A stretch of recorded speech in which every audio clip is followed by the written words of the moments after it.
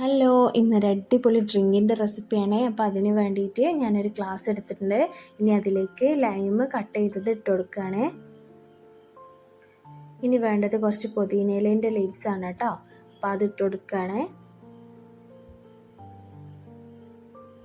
ഇനി നമുക്ക് കുറച്ച് ഷുഗർ പൊടിച്ചത് ഇട്ട് കൊടുക്കാം.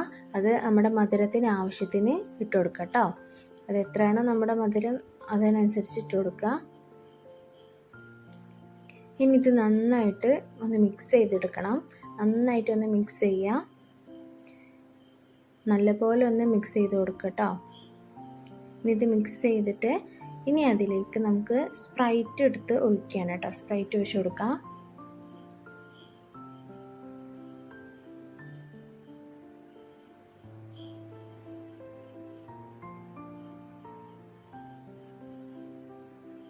ഇനി നമുക്ക് കുറച്ച് ഐസ് ക്യൂബ്സും കൂടി ഇട്ട് കൊടുക്കാം കേട്ടോ.